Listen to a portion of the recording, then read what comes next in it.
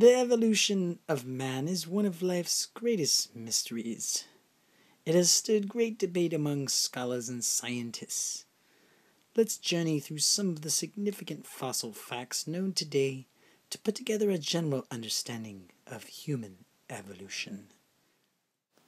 The beginning of hominid evolution from a common primate lineage has been approximated through the study of genetics and the environment.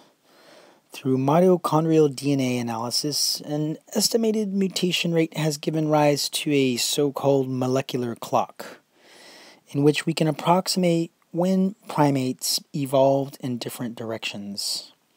At this point, it is accepted the split between chimpanzees and human lineages started 4 to 6 million years ago.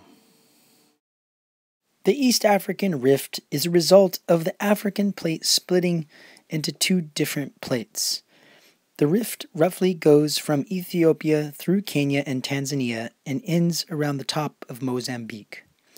Because this is a separation, valleys and basins are formed which hold some very large lakes and rivers through those countries. The East African Rift ends at the Arabian Plate, although both the African and Arabian plates are slowly moving northeast into the Eurasian Plate. The Arabian Plate is moving a little faster. This has created the depression or basin for the Red Sea that gives a clear separation of Africa from Arabia.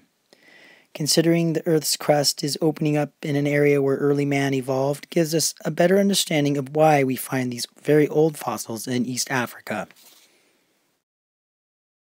Looking closely at the East African Rift, you can see that there have been some major discoveries starting in Ethiopia, going down through Kenya and Tanzania. This is all along the rift. You could see some large lakes as well.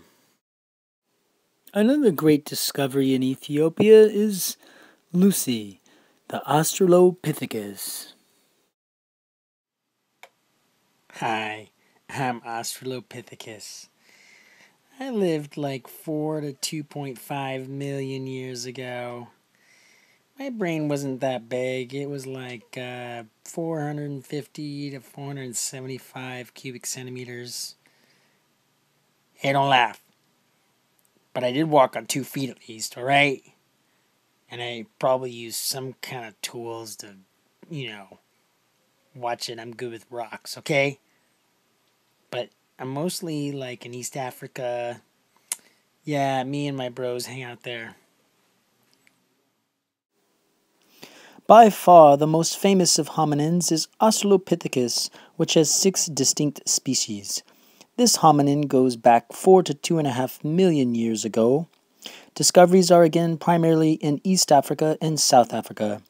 A complete skeleton of Australopithecus afarensis, named Lucy, was found in Hadar, Ethiopia by Donald Johansen in 1996. It is noted that Lucy walked on 2 legs. She was bipedal. Ethiopia is also home to the world's oldest tools. These simple stone tools requiring minimal skill to manufacture are called Oldowan flakes and cores. Discovery of Oldowan tools were made in Gona, Ethiopia, which date back to 2.6 million years ago.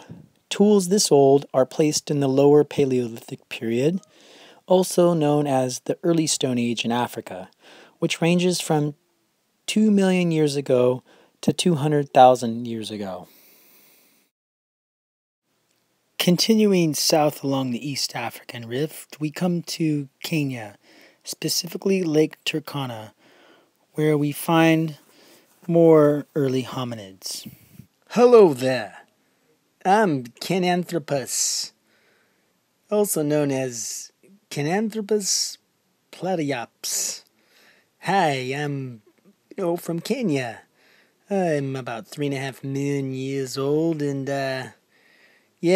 my brain isn't that big. It's like 450 to 475 cubic centimeters, but hey, I can get by, forget about it. Anyways, they say, I'm related to my cousin Australopithecus, we're friends. We talk sometimes, yeah. Forget about it. Cananthropus, also known as the flat-faced man, was discovered by Lake Turkana in Kenya by Meave Leakey. Thank you very much. Lake Turkana sits on the border just below Ethiopia. Many great discoveries have been found there.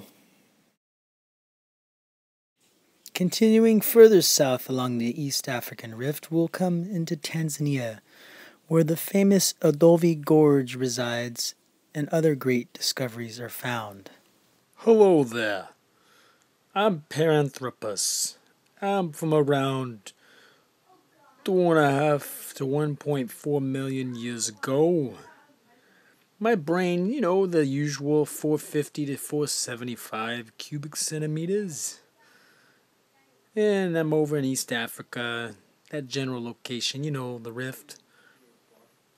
What I'm really well known for is my massive molars. I got big muscles for chewing as well, Anyway, nice to meet ya. The Adobe Gorge is situated in northern Tanzania below Kenya. It stretches for 30 miles and forms steep walls where sediment has been washed away and strata have been revealed.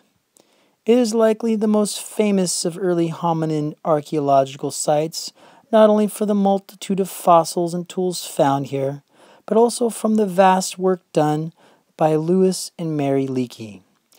The Leakeys spent their life here discovering mostly early Stone Age tools, but also their most famous discovery, Paranthropus boise, also known as Robus australopithecus, nicknamed the Nutcracker Man for its pronounced molars and chewing muscles.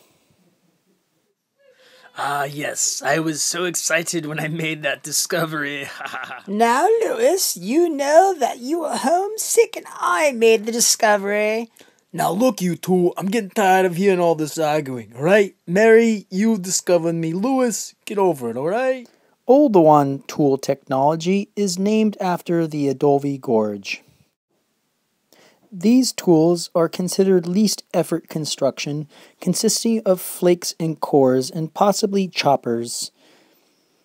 Paranthropus, Homo habilis, and Homo erectus are all possible users of Oldowan tools.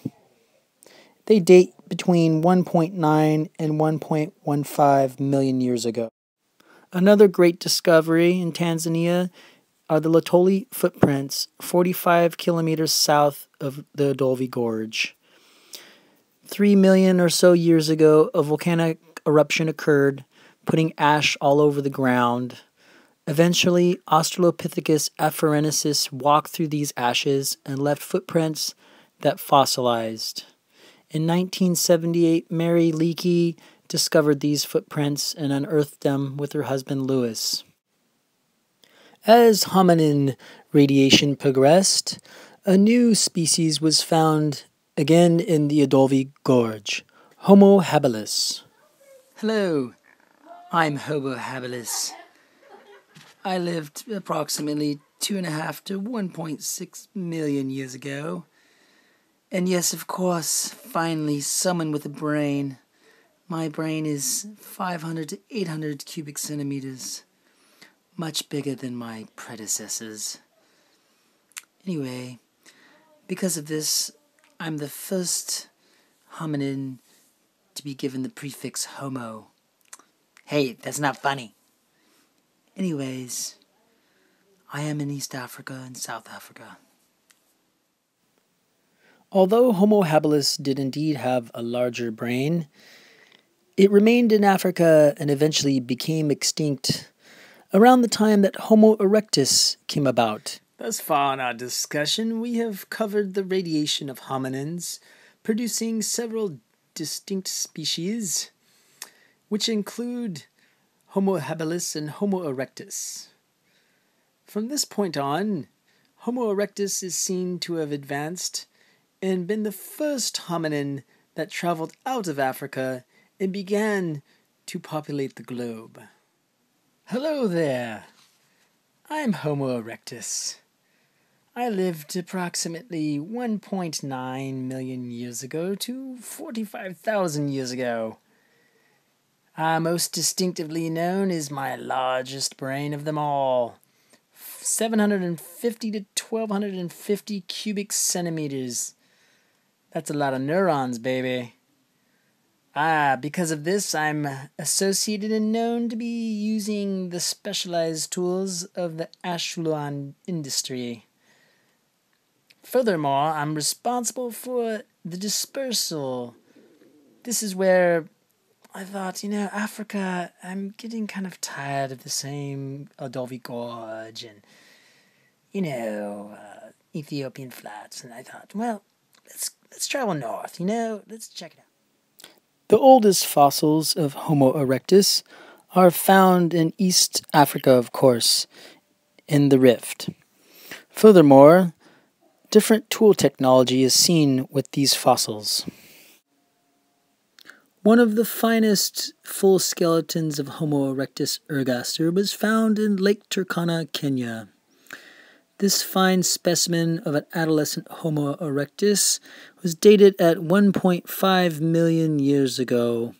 The discovery of the skeleton was made in 1984 by a member of Richard Leakey's excavation team. Richard was the son of Louis and Mary Leakey. You see, Mom and Dad and Meave, I can find them too. Along with Homo erectus fossils, often are found Acheulean tools. These tools show bifaces and are the earliest evidence of designs. Hand axes and cleavers are most common. In fact, it is considered the hand axe was used for over 1 million years, and it may be the most successful human tool ever created. These tools are found between 1.7 million and 400 to 200,000 years ago across Africa, Europe, and the Middle East and India. Found on the western shores of Lake Turkana, Kenya, are some of the oldest specimens of Acheulean tool industry, showing both cleavers and hand axes. Homo erectus is the first hominin to leave Africa and undergo what is termed a dispersal event, where a single species dramatically enlarges its geographical territory. This dispersion started approximately 1.8 million years ago. Dispersion is thought to go north from Africa into the Middle East, where early fossils are found in Israel. In Ubadiah, south of the Sea of Galilee in Israel, Homo erectus remains are found along with tools, dated to be approximately 1.4 million years old. Evidence of Homo erectus dispersion into the Caucasus region above Turkey is found at the famous Dmanisi site in the Republic of Georgia. Acheulean tools, stone tools, and 3 Homo erecti craniums were dated to 1.8 to 1.1 million years ago. The importance of Dmanisi is that it represents the first evidence of Homo erectus outside of Africa. Continued dispersion across East Asia is further substantiated by the fossils of Homo erectus found in China. In the Niawan Basin near Beijing, flake stone tools were discovered that date to 1.6 million years ago. Another site in Zhujiang, China, found actual fossils of Homo erectus, which was nicknamed Peking Man. These remains were dated to approximately 680 to 780,000 years ago. The last leg of Homo erectus's dispersion journey lands us in Java, Indonesia. In 1892, Eugene Dubois found the skull-cap, femur, and teeth of Homo erectus. I told you I was right. Ha ha ha ha.